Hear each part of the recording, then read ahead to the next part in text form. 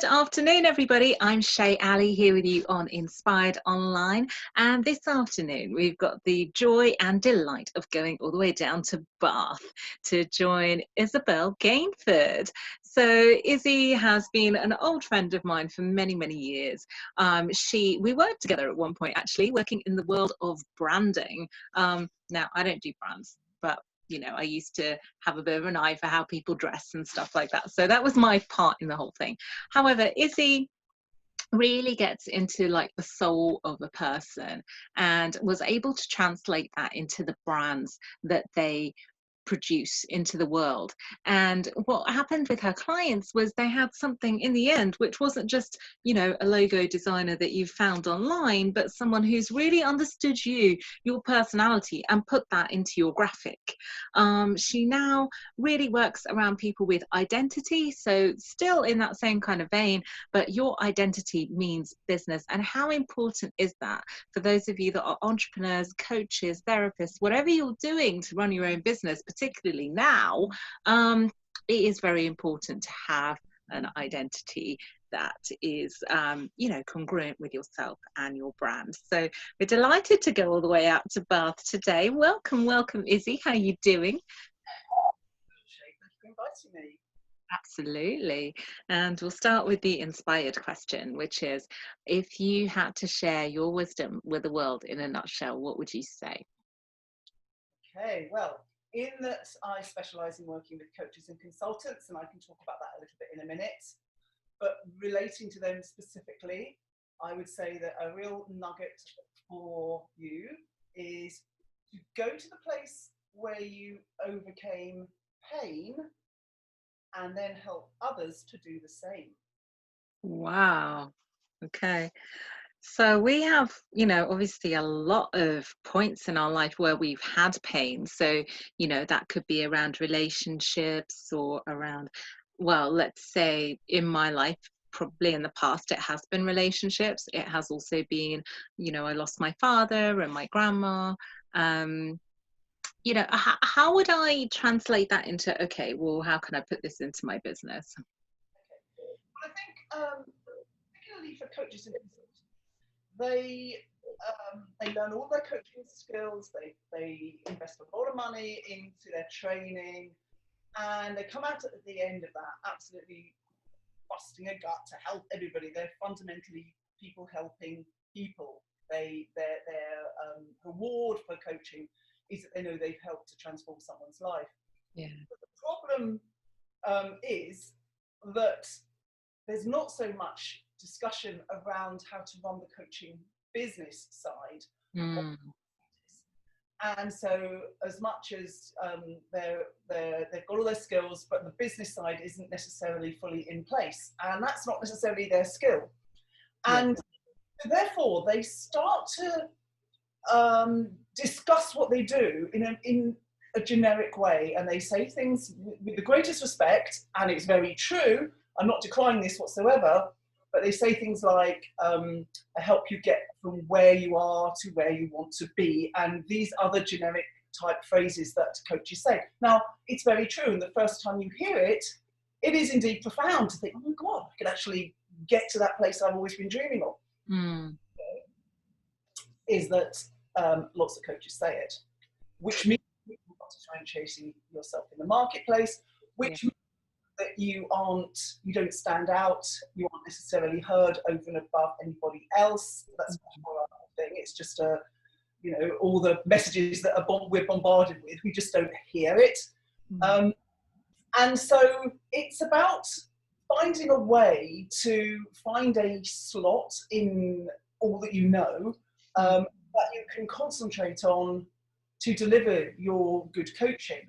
When I say go to the place where you overcame pain, it doesn't mean you have to be dealing with all the, the angst of life. It's not that. I mean, I listened to James Labour's talk yesterday, and he was talking about cooking, which I thought was hilarious. But your pain might be that your mother never cooked for you, and never cooked your birthday cake. So, to use his analogy on cupcakes, you could be talking about something positive, but it's born of something that was slightly painful. You you might be coaching people on how to have a fantastic relationship from the start. But the likelihood is the reason you have an interest and a knowledge about that is maybe you have indeed been through something that was less than great. You know? So the pain part is something that you've experienced, but that you can help people, and your knowledge around that is such that you can really help to guide people through your coaching, through your consulting. So for me, to a degree, it was a lack of identity. Someone's mum, someone's wife, someone's, and doing for others. Yeah.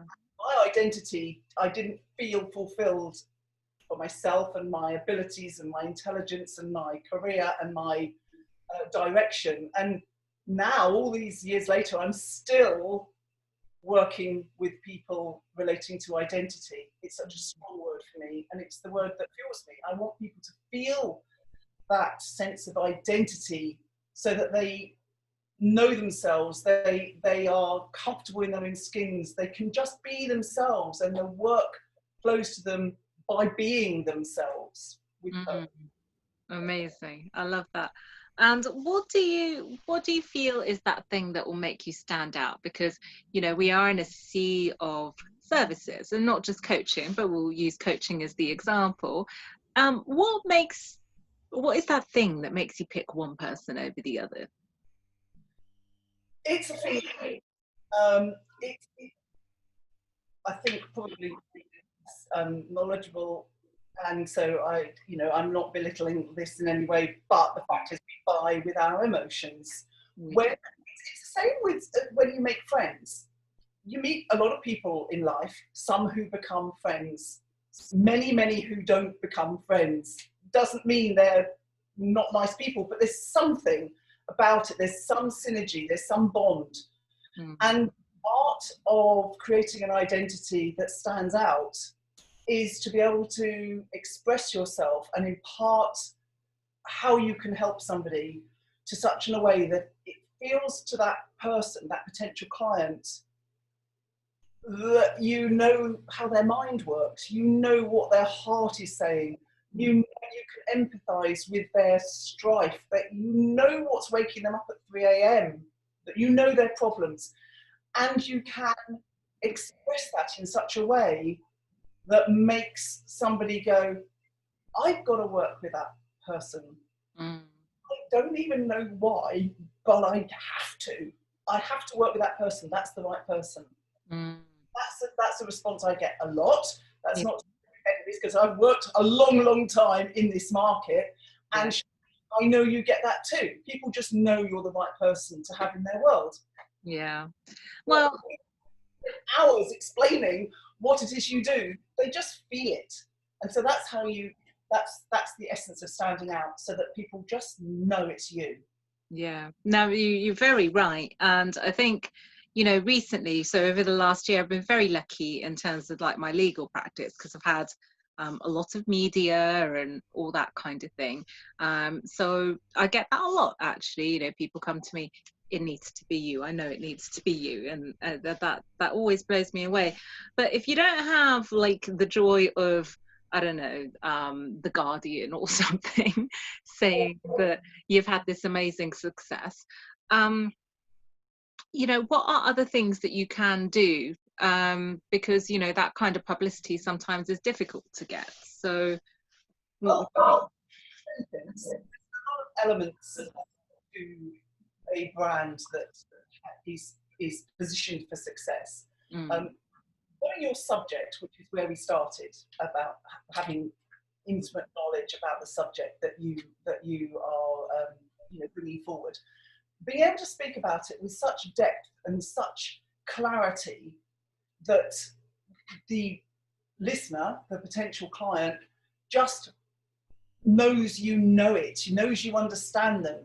By having a focus, a niche, it's often called, you can be specific. You can be so specific to your ideal clients' wishes, needs, hopes, fears, and actually nail those things and say those things, that it just helps. It's like when you're in a room full of people and someone shouts out, Shay, you would look round, wouldn't you? I mean, you would just go, la, la, la, you know. You'd look, Yeah, I would. Yeah. I was frustrated with people that got really, really common names, because when, you know, if there's a John or something, there must be 25 people who are, what, see me, you know. Oh, me? Interestingly, if you have got a more common name, maybe you don't hear it being said so much. But if you've got a more unusual name, like you and I have, you hear it. So this is the whole thing. When you're saying something that resonates with someone, that's so specific that they're like, that's me. That's my thing. I need to find out about that, you know. And so having that focus and that clarity around the subject that you've chosen really does cut out the wheat from the chaff. It helps your ideal client to go, oh, and then they tune in and they start to listen. It's lovely. And I know you've been working you've been working remotely and in person for a long time. Now, obviously, we're in a situation right now where we've just been thrown into the deep end, a lot of people, and thought, okay, how do I work remotely? So I know that we're not going to ask you about tech, but no, but I will ask you, how can you... I'm not going to do that to you. We've got other people that could talk about tech, but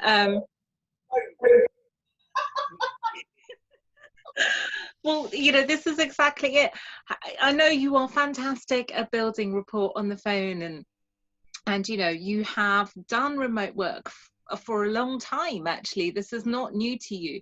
So how do you build that same level of trust when someone is not by your side in the flesh? Okay.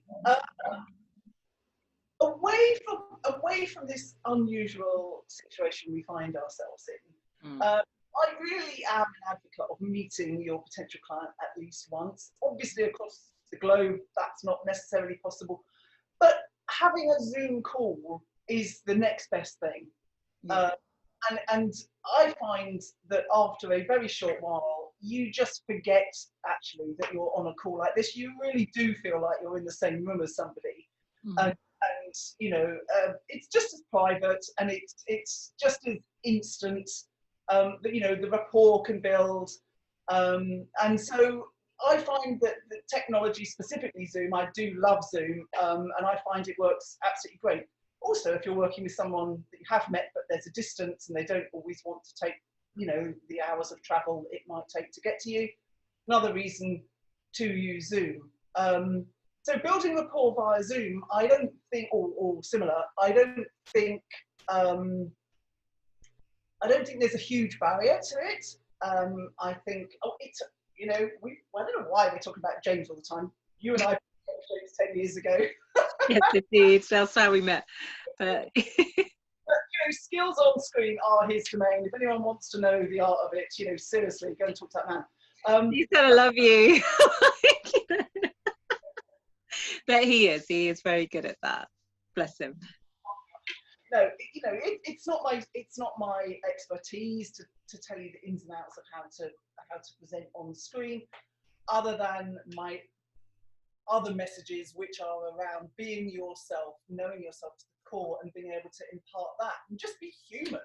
You know, it's not a show or performance really, although it is, but it's about just being yourself, being vulnerable, listening skills, asking superb questions. One of my lovely clients, Nikki B, who you've already had on, you know, she would say, Love her too.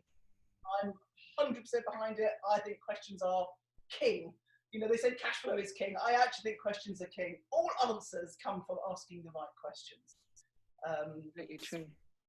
It's not my skill particularly, other than just to be you, and you know, and to build that rapport. Take the time to build the rapport, but it's not tricky, really.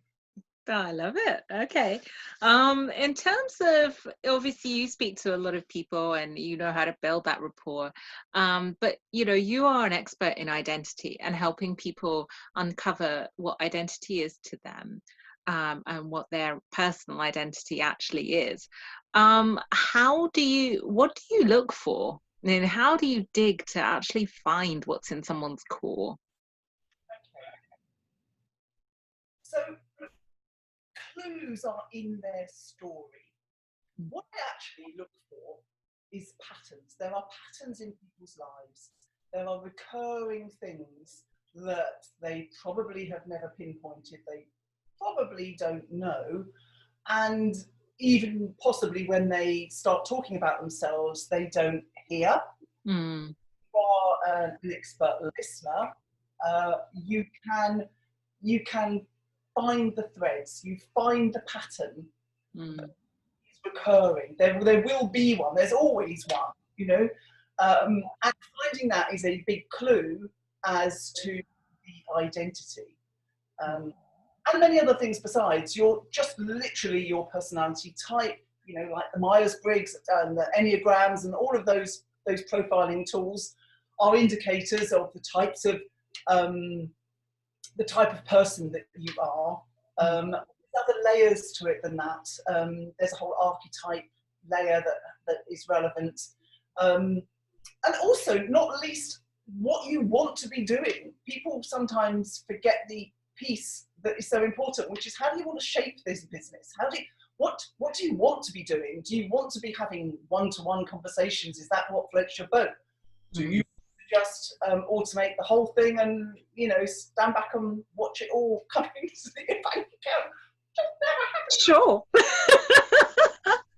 I know it's all possible, and I know people do it. It doesn't happen to me. But you know what? Actually, for me, I love the real life conversations with people.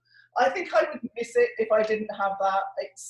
I love the immediacy of the moment, and I think what people pay me for a lot is the creative ideas that I have and how to commercialize those so that a proper business idea. And for me, that it's like you know, you're in flow now. You ask questions in flow. I'm just listening, and then the ideas come from that moment. So for me, it's all about being in the immediate moment and serving my clients with those inspirations. Indeed. And I think actually that's such a magical lesson for life, you know, that presence and that art of listening, which a lot of us might not be so good at. I call it the football listening sometimes. If you try and talk to your man while he's watching the football and he's a football fan, that's not the type of listening you want to do with your client. Everyone can relate to that. But you know, that kind of deep presence is so key for, you know, letting you get inside, I guess, and really see someone. Now, yeah, I was going to say, I also know that you're so passionate about colour, and actually every time I've met you, I've been conscious of like colours, and I know mine are probably slightly wrong today. Sorry, but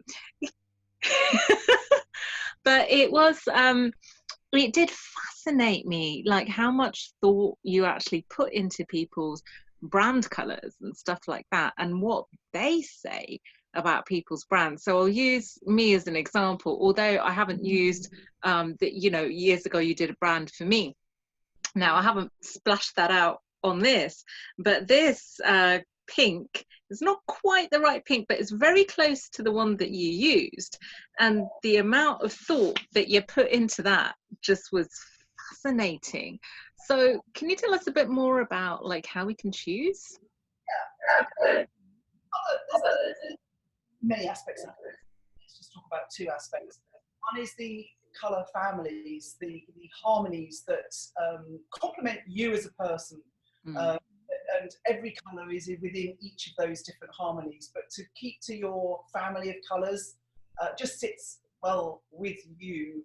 And there's ways of dealing with that. However, you still have the choice of reds and blues and yellows and greens and all colours within your own family. The other side of colour is about the psychology of colour. This is a very documented, this isn't just pie in the sky, you know, mumbo jumbo. It is scientifically proven. Wavelengths, there's wavelengths everywhere, it's just know, and they come at different frequencies. And a red, which way am I going? Is that the start? Yes. So I was just trying to work. I know, I've been doing this every day, so I've got used to where this is now. Right. So a red wavelength is quite a long wavelength like this. And a blue wavelength is close together. Now, it takes the same length of time for a red wavelength to travel one complete curve as it does for a blue wavelength to travel one complete curve. Does that make sense so far? Oh, okay. So, if that was rather than going side to side across the screen, but coming at you, regular wavelength will travel towards you much faster. The impression is that it's coming at you, hence red light. Okay. A warning sign. Blue is calmer because it's taking its time to come to you. So if you then equate that into brand, something red, for example, in your colour family, is going to feel more dynamic, more possibly more adventurous, more active, more vibrant, more action-based than if you use a blue colour, which is going to be more about calm and more considered and more gentle. And so, I mean, that's a really, really, really basic explanation. But the essence of that, born down into lots of variations, is the reason, is where that's the foundation of how I work with colour for people. And it's the same for what you wear and what you have in your surroundings. It's a huge difference.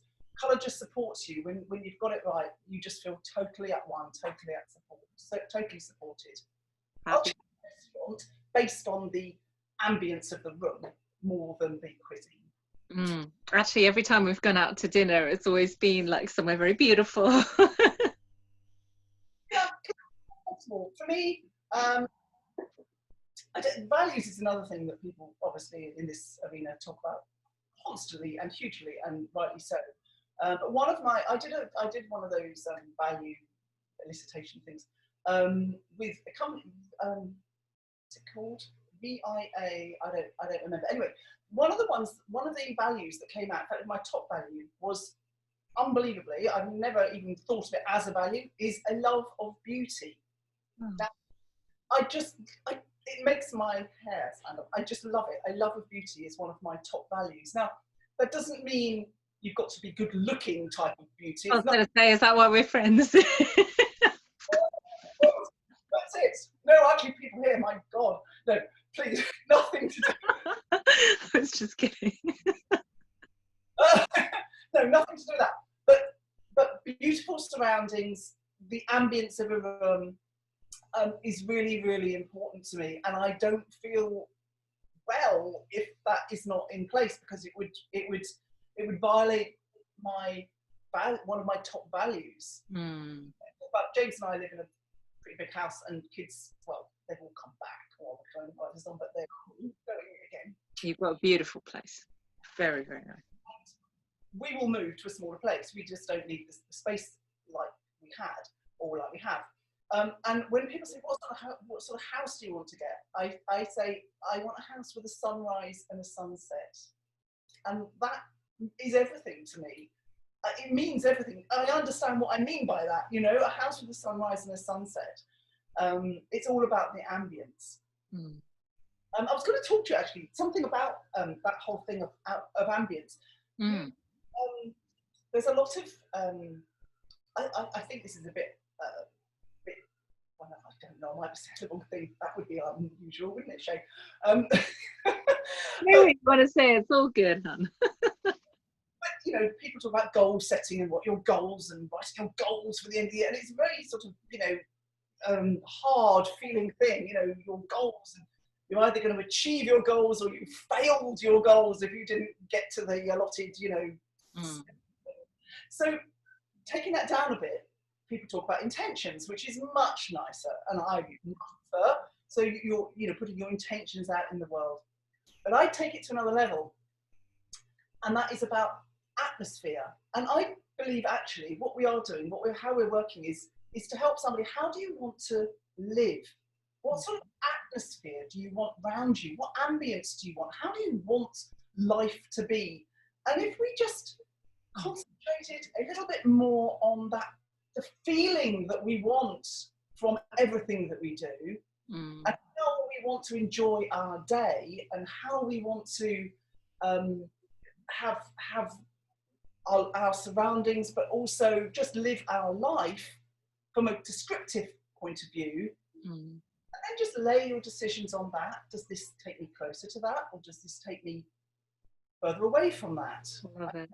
Just think that putting the bins out is a beautiful experience necessarily, but you understand what I mean. Well, if framed like that, you're selling it now. Atmosphere for me is everything. You know, it's like, how do I want? I don't want to live in a house full of arguments. I don't want to live in a house that's dingy and dark. I don't, you know, there's ways I want to live, and I don't want to work with clients that don't want to do the work that we do, and I don't attract them because they don't come to me because my vibration isn't at a level that brings them along. So all my clients are wonderful. I love them. Yay, as they should be. Gosh, a few interesting things to pick out from there. I'm going to go with the last thing that you said, which is in terms of, do you think we should work with clients that sometimes, you know, we're not really sure about? There's a lot of people out there at the moment that might be working for themselves that are, you know, possibly desperate for the money right now, and work comes along and you think, oh, I don't really want to turn it down because it's going to be paying my bills, you know. So where's that balance between, shall I turn it down because it doesn't resonate, or shall I do it because even though it doesn't really fit with my soul? Sure.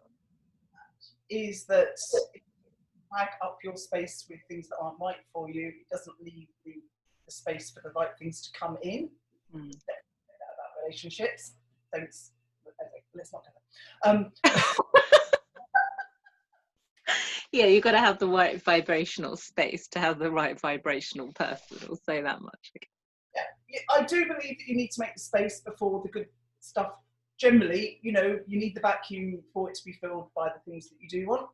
But that's an ideal viewpoint. And at the moment in this situation, you know, we're all incredibly aware that people aren't necessarily getting the income that they are used to, and you know, there's obviously some concerns around that whole thing.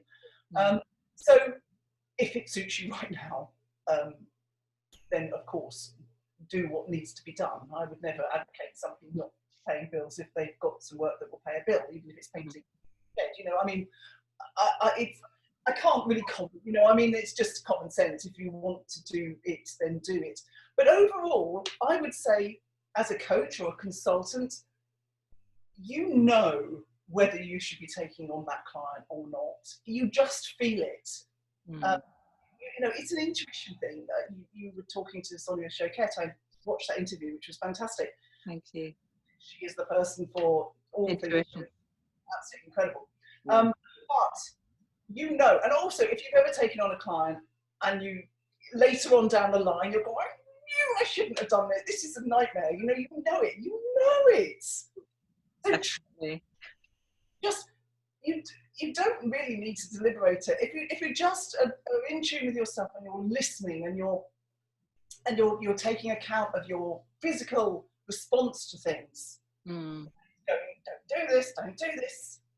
Wow, what advice would I give? I'd say don't do it. And that's one of the most powerful things in business. Truly, is to not go forward with somebody that just doesn't feel right. I say these days I really attract people that I love working with because, again, it's a vibration thing. But years and years ago, when I say years, 5 to 6 years ago, one particular person who came to me, said they wanted to, you know, look at what I was doing. Anyway, we were having our preliminary discussions about whether we would work together. whole way through, he was just putting up these barriers of like, it's not this, it's not that, I don't want this, I don't want that, that doesn't sound like it's worth it to me, you know, all manner of things. It's the first person I'd ever actually refused. And I just said, can I ask you a question? He said, yes, of course. And I said, are you happy with how your business is going right now? You came to me, you asked to come and talk to me, but are you actually really happy with the way it's going, given the answers you've been giving me? And he said, yeah, I am. I think I'm doing really, really well. And I said, well, I think you should carry on doing what you do. I really do. I don't think I could possibly help you in any way. I think it's really, you know, you obviously are happy with your results and the outcomes you're getting, and therefore, you know, I'm just saying do more of it. Great. And to be able to actually go, thanks but no thanks, you know. Yeah. I think that's great, actually. I think, you know, I've had certainly, I would wholeheartedly endorse that in summary. It's one of the reasons many years ago, I used to do criminal prosecution, because some extra money, government pays quickly, CPS if you do work for them. It's just not me. So, you know, if I get any criminal queries now, which I don't anyway, because I don't do it, but, you know, the rare ones that I might get, it's just like, you know, I'm sorry, it's not my bag, really. And it's quite liberating, because, as you say, it gives space for, like, you know, the right things to come in when they do. You don't want to with something that you went into this self-employment to do. We didn't do it to do the stuff we don't want to do. We did it to do the stuff we love doing. So absolutely. I was going to go back to that point about ambience that you were making earlier, and translating that into your brand. I just wondered, I'm not going to name any names of websites, because there's plenty of people that do this too, but what would you say about someone that thought, oh, I better get a logo, let me just pay, you know, a few quid to get that done? What are your thoughts on that? Good luck. Short and sweet, okay. Logo, again, not again, just I explain this a lot. A logo is not the right word, because logo comes from logos, or whatever the word is in Greek, which is the words. So actually a logo is only if it's purely the words, like mobile, you know, just the word. Wow, I never actually knew that. As soon as there's any drawing, let's call it, any lines or any, you know, anything on top of that, no longer a logo, because it's not just words. But anyway, that's beside the point. I like to call it a symbol, actually, that it symbolises what you do. So I think a symbol is just a really nice word for it. What did you ask me? Oh yes, I know. So your symbol is representing you. It's the thing you're going to be, is going to be ahead in advance of people meeting you. People are going to start to get first impression from it. Now, there are a great many lovely graphic designs out there that you could select and go, that's a nice one, I like that. But symbol is so much more than that. Anyone who's in the coaching profession knows the word anchoring. And so what your symbol is an anchor for you. By doing all this work on clarity and focus and understanding your client and their problem, and being able to find and select the perfect words to connect very quickly with that person, and then a piece of artwork is produced with all of that in mind, all the colours that we're talking about, and it anchors all of that work, all of those threads into this one symbol. It's like looking at hearing panpipes, and you've been to South America, and immediately it takes you back to that time on the beach, and you know, that sort of thing. So your symbol is the anchor for all that you have done to work towards this clarity and identity. And the joy of it is that the moment it's in your vicinity, or if you choose to use business cards and it's on the card, you're just handing your card over, you take a glance of that symbol, and you're in the perfect business state. You're in a state of readiness and clarity and ability, and ability to express what you want to express and to connect and to walk in their shoes and to show how you get them, and they indeed will feel the same. And so just choosing something online doesn't have that work behind it, and therefore it cannot possibly perform for you. It might be pretty. That's a beautiful explanation. Thank you. Well, it's been fascinating to spend this time with you. Thank you for coming on Inspired Online. Do you have any final thoughts that you'd like to share with our beautiful audience today? I think I did say it earlier, but this concept of know yourself is really, really important. When you've done the work on yourself and you are comfortable in your shoes and you are just being completely natural, you're not putting on airs and graces, you're just imparting your very best self, and it's natural to do that. It is really compelling. And so to craft your identity in a way that is utterly true to the core of who you are, and then to do the extra work of knowing your client to the same extent, those two things joined together become door-opening magic. And if people want to open those magic doors with you, yes, how can they get in touch? You can. Oh, I'm not big online, you know this, but isabelgainford.co.uk is a place where you can connect with me if you want to use me for speaking or anything like that, which I would enjoy. You can go to thebrandbeneath.com, and on there is a downloadable report called How to Give Yourself a Compelling Brand, which just especially for people who haven't really looked at this subject before.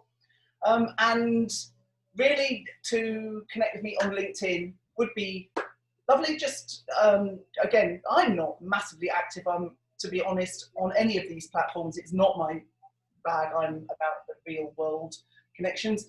But via LinkedIn, there's quite a lot of recommendations and things that people put on there. So you'll get a bit more of a flavour of the thing that I do and how I transform businesses for people. Any of those arenas would be lovely. Otherwise, ask Shay and she'll probably give you my number. Yeah, because Shay has everybody's number. I do. Anyway, so I will put those links on with our little Facebook post. If you're confused as to whether it's Isabel Gainford or Izzy Parsons, it's because Izzy's married to the lovely James Parsons. So that's why her name on Facebook is different, for those of you that are wondering. But it is the same lady. So obviously she doesn't really use Facebook that much, so please connect with her on LinkedIn or one of her websites. Thank you so much. Obviously take care of yourself and your beautiful family, and I hope to be back in Bath very soon. You're welcome.